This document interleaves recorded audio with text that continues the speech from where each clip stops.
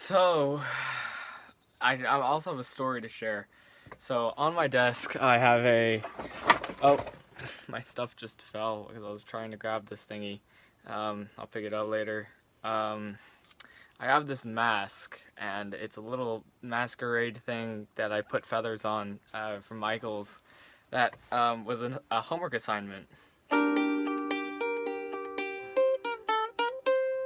And it was about writing a mythological story about something to explain why the world is the way it is. I think this was like 7th grade, so like middle school. And my story was about, a selfish, arrogant iguana. He goes around making fun of people, beating a bully,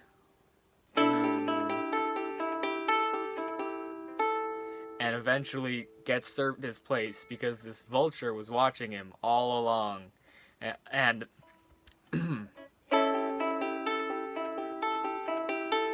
the vulture picks him up and brings him up to the sky. Oh, did I say iguana? Oh, shoot, I messed up the story. It was a chameleon. It was a chameleon, and the vulture brings him up to the sky. Higher and higher. And eventually traps him in the sun. And that's why the sky changes colors as the sun sets. So that was my thing. There's like a giant chameleon that changes the light in the sky. But interestingly, the sky changes colors because as light passes through more of the atmosphere, more of the light gets diffused. And so the longer wavelengths of light are the only ones that make it to the ground as the sun travels through more of the atmosphere. I don't really know what diffusion means, but I guess that means that shorter wavelengths like blue get like canceled out as it hits the atmosphere and junk. And that's what I remember from my astronomy class. Once again, don't ask me what diffusion means. I think it has something to do with light.